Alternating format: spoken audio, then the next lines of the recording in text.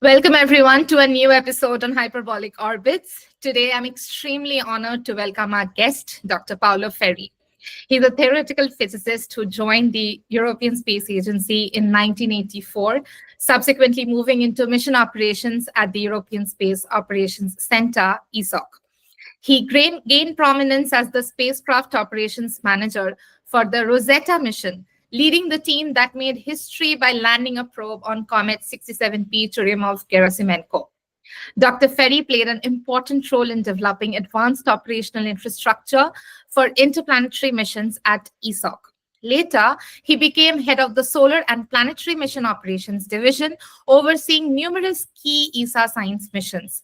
From 2013 to 2020, he served as head of ESA's Mission Operations Department for all uncrewed missions and is also a renowned lecturer on space exploration. Thank you, Dr. Ferri, for joining us. Thank you for inviting me. Thank you. Let's start with your education and career, from studying physics to leading ESA missions at ESOC. How has that been so far? Yeah, in fact, the start is even before that, because I'm a child of the 60s, and so I was 9 years old when human beings walked on the moon. And of course, this was a very, very important event in my life. And from that moment onwards, I wanted to be an astronaut. I wanted to work in space, and that brought me through scientific studies, and of course, brought me to physics.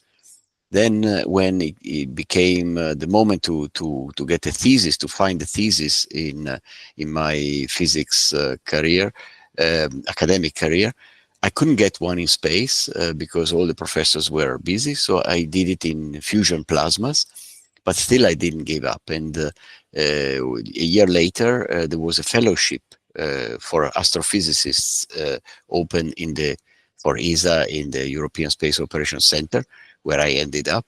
That was 1984, as you said. And I was not an astrophysicist, but I was passionate enough and optimist enough to apply.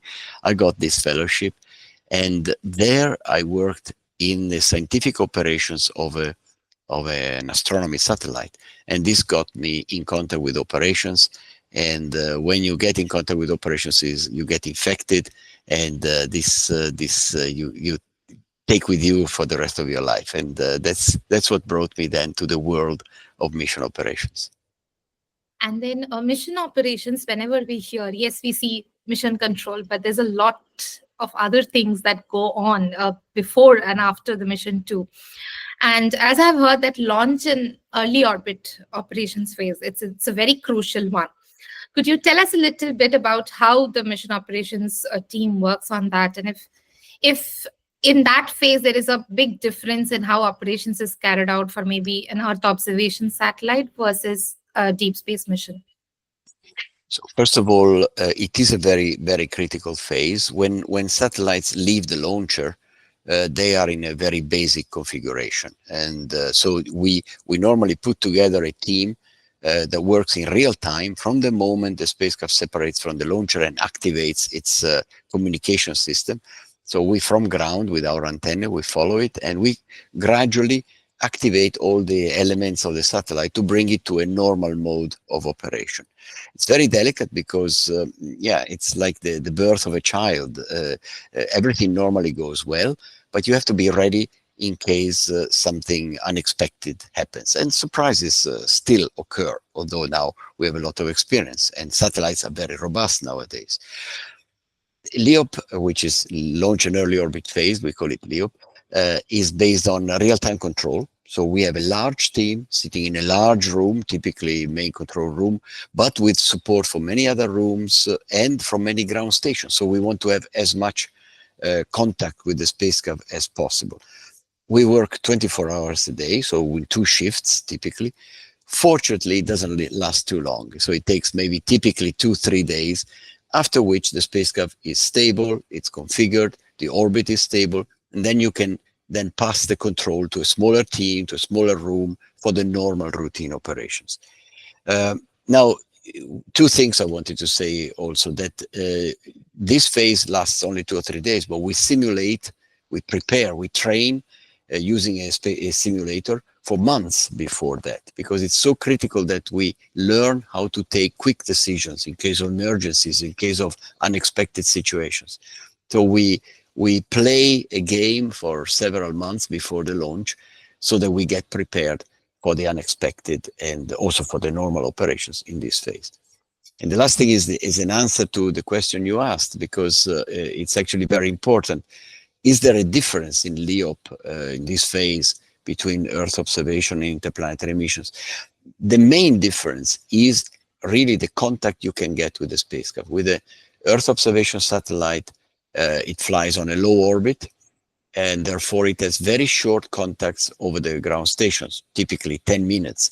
And if you have 2-3 ground stations, you can get maybe half an hour of contact over one entire orbit.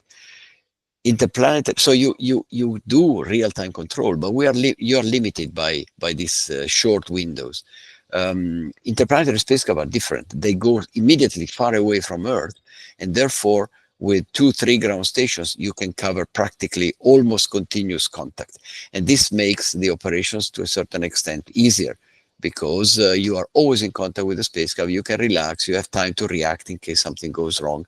So the type of activities are driven in the two type of missions by in one case the limited contact, and the other case the wide contact you have. It's something that we don't get to hear about a lot. Mission operations, that's why it stays as one of the very enigmatic divisions of space exploration. So Mars missions have been a very important part of your career. And I wanted to know about the operations of the Mars Express. And when you went close to the orbit insertion phase, how was the entire experience? Yes, you have to know that Mars Express was the first planetary mission of ESA. So the first time we were trying to send the probe to enter in orbit around another planet. And for this reason, it was all new to us. Everything was new. Also, the infrastructure we had built on the ground was completely new. The spacecraft was new. So we had a lot of surprises. During the cruise to Mars lasts typically 7-8 months. So Mars Express was launched. In fact, the anniversary was 2 days ago. It was launched on the 2nd of June, 2003, and arrived at Christmas time, 25th of December, 2003. This cruise was very bumpy because we had all sorts of surprises, things we didn't expect because lack of experience, things that the spacecraft was not doing right, and we had to really tackle many issues. And one of them I want to mention, follow your question that says, how was it getting close to the planet? We were very close to the planet. We were less than 2 months away, and there was a solar flare, and our star trackers were disturbed by the solar flare, and they couldn't maintain the attitude. Now that we have a lot of experience in interplanetary missions, we know exactly what to do. Of course, it's a critical situation, but there are ways to get out of it. And solar flares don't last too long. Well, that flare was very bad. It lasted 30 hours. And we were very worried that we would not reacquire the fine attitude control that you need the star trackers for. We were basically using only gyroscopes. This was really a very tense moment, but we learned from that. And nowadays, all our interplanetary missions, when there is a solar flare, we're much more relaxed. When you get close to Mars orbit insertion, then this is a completely different situation. You come from the quiet cruise where not very much happens. You come to a moment where everything has to happen at the right time, because if you don't perform sort of braking maneuver using your onboard engine at the right moment, at the right instance, and also for the right duration, that typically is half an hour. I think for Mars Express was about 40 minutes. Then you can lose completely your mission, because you don't enter in orbit, you don't get captured by the gravity of the planet, but you fly by, and then your Mars mission is gone. Maybe the spacecraft is still active, but there's nothing you can do with it. So in that moment, you have to prepare. We prepare for weeks and months, such that everything works fine. Everything has to be ready. And not only, but even if there is a problem, you don't want the spacecraft to overreact. Normally, spacecraft have automatic logic on board that in case of a problem, they switch things off and they wait for ground control. Now, for some of these problems, you cannot afford to switch things off and wait for ground control because you have to perform the maneuver at the right moment. So we even configure the spacecraft in a way that is very special, is very, let's say, it's more robust to false alarms, but less robust to true alarms. So it's a very critical moment.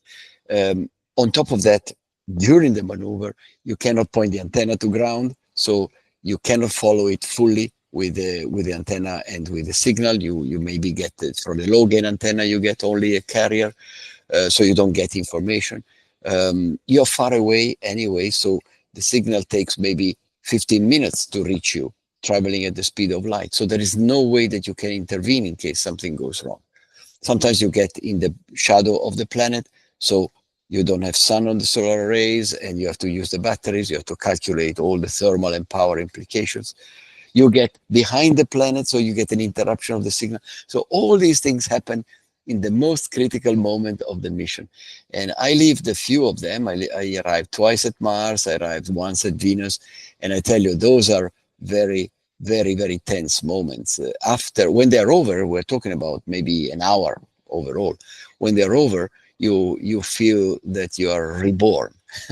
When, let's say, the solar flare situation that you faced, and I'm sure there may have been other situations too when you did not maybe have that as a part of the simulation training.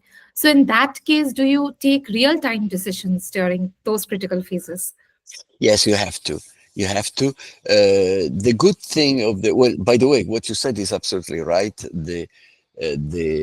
We simulate for, maybe we plan and train and simulate and prepare procedures for maybe, I don't know, 100 contingency cases, yeah? And then these cases never occur. In flight, you always have something new that you never trained for.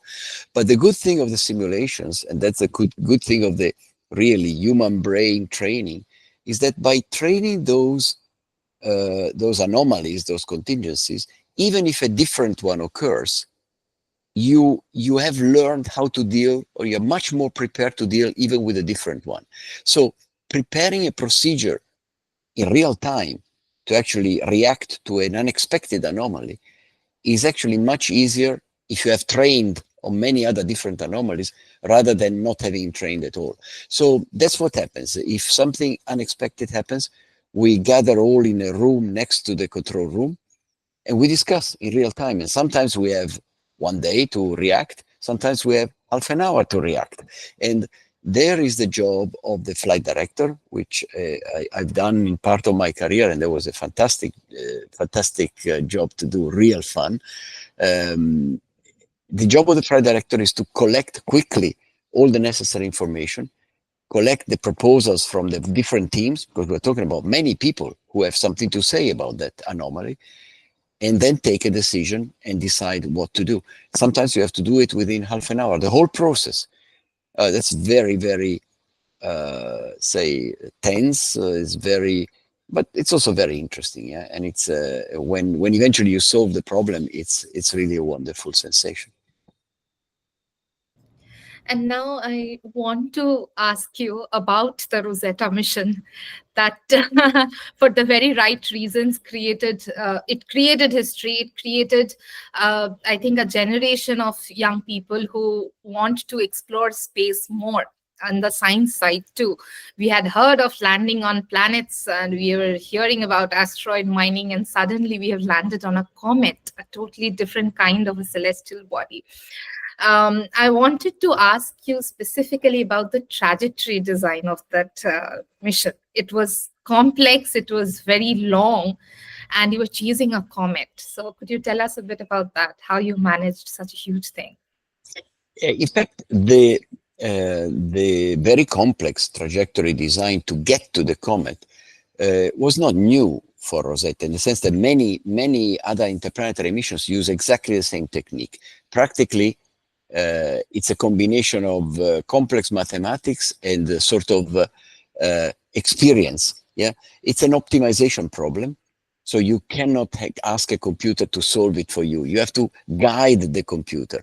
And so we have, fortunately, a group of people, which we call our mission analysis team, who are very experienced in this type of thing. Okay, at the time of Rosetta, they were sort of at the beginning, but and they can, by putting together, following their experience, putting together some different, say, tools, trajectory arcs. Oh, I want to accelerate. I try to go to Venus, and then let's see where I get out. Oh, then Venus doesn't work. Let's try Mars. So they play with different scenarios. Then they put the scenarios in the computer, and eventually the computer gives out the proper trajectory.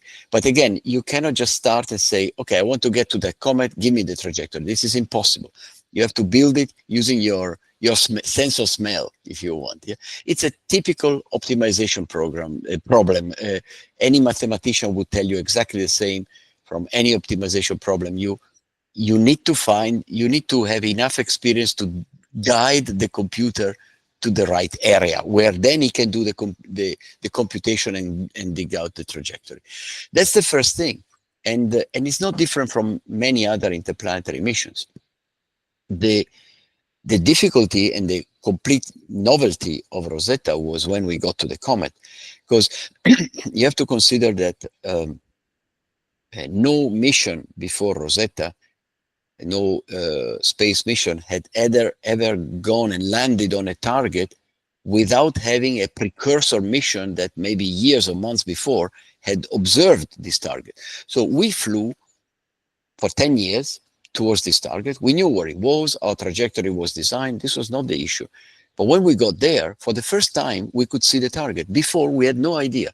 So we had prepared for many possible different types of comets and orbits, but practically only when we were there, we started to learn what was the mass of the comet, what was the shape, what kind of orbits we could do around. On top of that, the comet has a very dynamic environment around it. So it spits gas and dust. It's not that you can fly anywhere you want. You have to take that into account. So our flight dynamics specialists had to first construct a model, what we called an engineering model of the comet, was practically a model of all the forces that the comet was producing acting on our spacecraft. They're all tiny forces, but they were essential to be modeled in order to actually select the proper orbit around the comet.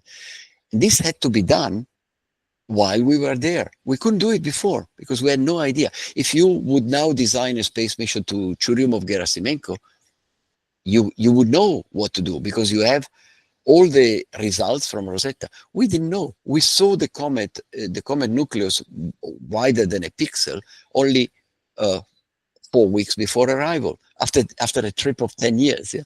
So that was the real challenge. That was the real new thing. Nobody had done that before. And this was very, very tough. But as I said, I was lucky to have a flight dynamics team, which is the best in the world. And these people did it. And they built gradually this model. And finally, we did orbit determination and changing the trajectory twice a day, because we were never on a proper trajectory. And but eventually this was the way to do it, and this was very successful in the end. I do have a small question before we go to that phase when you were landing on Churyumov-Gerasimenko, that this comet, as you said, this was the first time you had not observed the celestial body at all, and suddenly you're going on a mission to land there. And so the spacecraft, the Rosetta spacecraft, had so many systems and it also involved a phase that had a hibernation period. And I remember that the team was very optimistic what is going to happen after the hibernation. It comes back to life. And from there to chasing the comet and then finally deciding that Philae is going to land.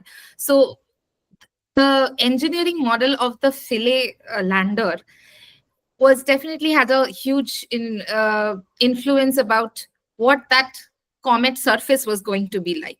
So when you don't know what the final destination is like and you've designed a lander, how did that design process come along? Yeah, that's a very, very good question. Definitely Rosetta, but in particular the lander, they were designed for a totally unknown environment. For example, you just said the surface. We had no idea about the surface until we got there and took pictures. But even then, we didn't know until we touched down. We didn't know, would be the surface hard? Would it be covered by meters of dust? You don't know. Even if you're there and you take pictures from the orbit, you don't know.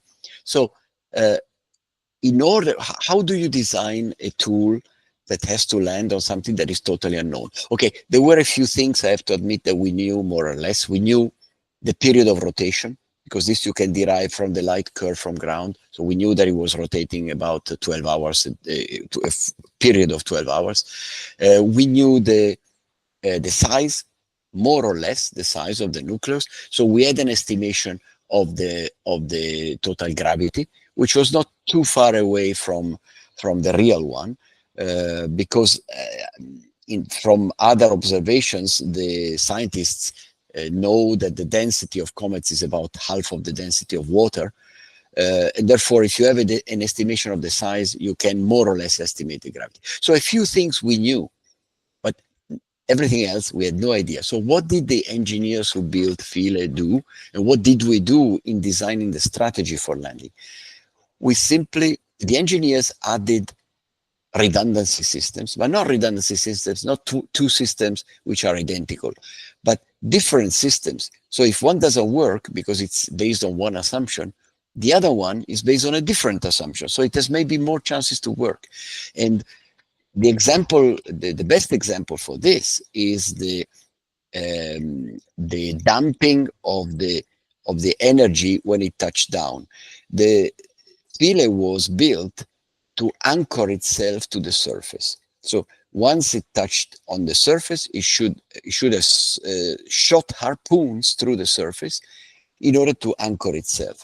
Now, this system didn't work for various reasons, but the engineers had thought about this, not thinking about the fact that it wouldn't work, but they thought, well, we don't know how hard the surface is. Will the harpoon work?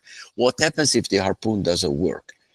And then they designed a damping mechanism in the feet, so that in case the harpoon wouldn't work, it would still dissipate enough mechanical energy, dynamical energy, to allow the lander maybe to bounce, but not to fall back into space. So they took a lot of these solutions. Another example, Philae had a big battery to execute the main scientific sequence, which would last about 60, 70 hours. But it had also solar cells to recharge a secondary battery and allow longer operations on the comet. But nobody knew whether the solar cells would work. Maybe they would get covered with dust. Maybe Philae would get into a dark area. In fact, it did end up in a dark area. And thanks to the main battery, we could run the scientific sequence. Had we just relied on the solar cells, it wouldn't have worked. So that's what the engineers did. They built redundant systems, but not duplications in case of failures, but different systems that would achieve the same objective. And that's how you build a machine for the unknown. It's incredible lesson. Now, that was on the side that I remember seeing the videos and the photos that you were streaming. And that was on the side that we were discovering what the comet was like. How was it in the Mission Control Center and within the entire team that every moment you're discovering something new? And there was a point when you were just about to land and it was becoming clear. So how did the team dynamics, it's an extremely stressful time where every decision needs to be made correctly. How was the team dynamics at that time? Yes, this was actually very, very well thought by the flight director at that time. At that time, I was not anymore the flight director. I was his boss. Yeah, but the new flight director for the last 2 years had a very good idea, which was, well, normally when you when you orbit around the planet, you have a sort of periodicity which is driven by the orbit, driven by the characteristics of the planet, and your team, what you call the team dynamics, but basically all the roles and all the timelines of the activities are driven by what the planet and your orbit are actually dictating to you. You have not much choice. So, for example, Mars Express flies in an orbit around 7 hours around the planet. Well, you have to adapt to that. Everything, attitude maneuvers, reaction wheel offloading, contacts with the ground is driven by that orbit. There's nothing else you can do. For Rosetta, we had no idea because we didn't know what orbits we would fly. In fact, we were changing the orbit every 12 hours. So the idea was, okay, since we don't know what the period will be, then we decide what the period will be. And we will decide it based on what is convenient to human beings. So the flight director defined a set of planning cycle, which was fitting a normal working week. Well, in fact, including the weekend, but let's say a normal human week. Yeah. So every Monday we knew exactly what team would do what. Every Tuesday would be different, but we knew the various activities. So the people got used to this cycle, and it was not optimized for the Comet operations, but it was optimized for the human beings. And this was actually a winning idea, because maybe it was not ideal for the Comet operations, but the Comet operations would have changed the planning every day, twice. So this was not feasible, but fitting it to human cycles made the teams learn how to interact with each other in a much faster and much easier way. When it ended, I won't say it ended because people are still doing research on Rosetta data, but when the operations phase ended for you, it has landed, it has started collecting, and for the 24 hours, it was very critical. So what was the feeling like? I remember some of the pictures, the entire enthusiasm. It was a huge achievement. But what happened after that? How was it like achieving such a milestone and then carrying forward its legacy? Yeah, well, in fact, if you want, we had, well, at least I had two moments like this. The first one was, when we landed, the mission continued for almost 2 years. Yeah, so the mission of the orbiter, the mission of Philae lasted only 3 days, but then the orbiter continued for 2 years. So this was not a problem. But when we landed, we basically spent 3 days in the control room without sleeping, without eating, whatever. We were sitting on the Comet, yeah. And those 3 days we spent every minute with Rosetta. Then Philae was run out of batteries, run out of energy, so it was dead, if you want. And Rosetta had to continue operating around the Comet and do the science around the Comet. This was Friday night. And then I went home, and there was all this media attention, so I had to give thousands of interviews and all these things. So the weekend was fine. But then on the next Monday, when I came to my office and I put down my bag and I switched on the computer, I had a moment where I thought, okay, what should I do now? I mean, I've landed on a Comet. How am I going to top this in the rest of my career? This was a very interesting moment that I will never forget. Then, of course, the work takes over and you continue. But there, clearly, I got this sort of, how can I say, almost depression, if you want, yeah, of saying, well, nothing else is going to top this thing. Yeah? The second moment was the switch off of the spacecraft 2 years later. I mean, this moment was mid-November 2014. And then on the 30th of September 2016, we decided to switch off the spacecraft. In fact, we landed the mother spacecraft onto the surface of the comet, and we programmed it to switch off itself when it touches the surface. And this was, of course, for me, but in particular for the team that up to that moment had worked 24 hours a day on this mission, was a very sad moment. Of course, everybody was happy of the success, and some of them were also relieved that they could finally go on vacation or see their families. But it was a very bad sensation. It's like losing. I had been with this project for 20 years. Many of these kids had been maybe less than me, but they had been 24 hours a day in the past few years with this project. So it was like losing a relative. Yeah, it was really not a nice moment. It took them a long time to get over this moment. Yeah, it took me, but it took them in particular a long time, because again, they had to go on with new projects, and Rosetta was gone. Yeah, it's like the peak of space exploration that anybody could dream of. And It's true. the entire team, everything that was done around the mission, even the comics that was done when they were about to land, that Philae is asking Rosetta, are we there yet? That was also done very beautifully. Like you said, the design was operations team decided that it has to fit the human schedule. It's a lovely lesson. And after that, you have worked on several solar and planetary missions also. So what do you think now in the future? How interplanetary missions are going to work out? How are they going to go ahead? Yeah, we are in a very, very critical moment at the moment, in particular because the difficulties that NASA is going through. They've always been driving in terms of interplanetary exploration, driving worldwide. And at the moment, they face big cuts in their budgets, and they don't know exactly how to position themselves.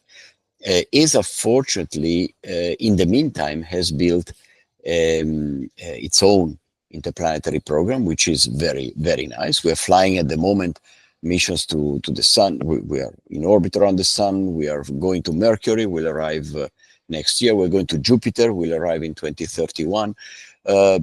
And we have a mission to an asteroid. So it's our program is going, and is not partially, but it's not very dependent on the NASA program. I hope that the NASA program recovers, but at the moment, of course, it's not nice to have NASA in such difficulties, because for us they are also a reference. What is the next? And on the other side, China is coming up with a very nice program. India is coming up with their program. Japan. So I think there are many.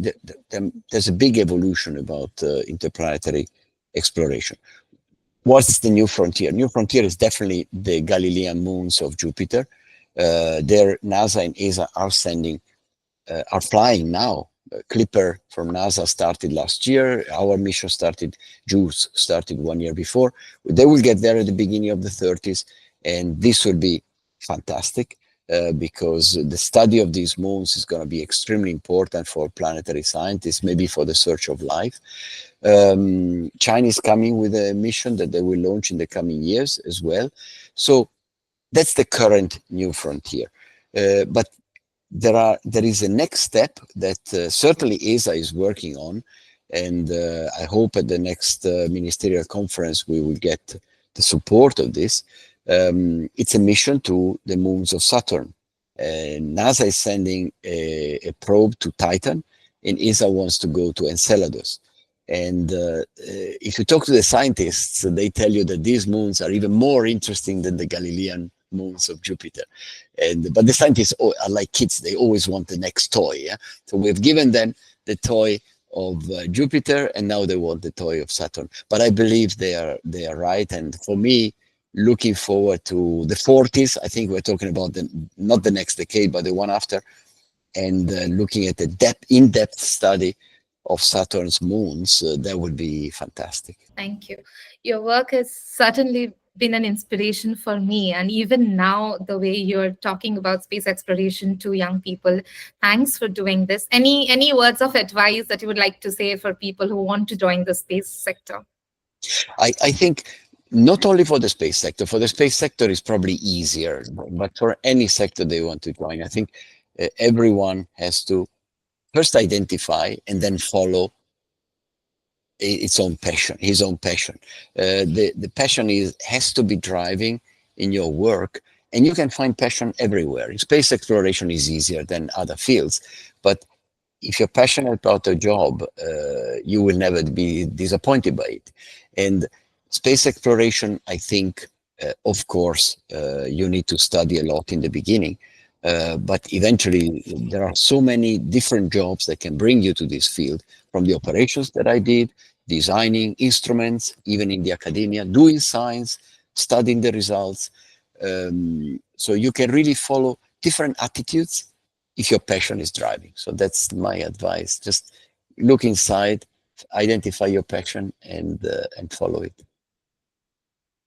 Thank you so much, Dr. Ferri. This has been a wonderful, wonderful discussion, highly educational, and thank you for sharing this with us. And to everyone watching this, I'm sure you would like to re-watch this and sit with a pen and paper, and if nothing else, get a lot of inspiration from that, what humans can achieve from Dr. Ferri's work. Thank you so much for sharing this with us. Thank you for having me. And I promise to bring more consistently better and more episodes so that we can learn a lot from space professionals like Dr. Ferri. So please stay subscribed to this channel and follow on Spotify. And do not forget to check the link in the comments for more space resources. Thanks a lot.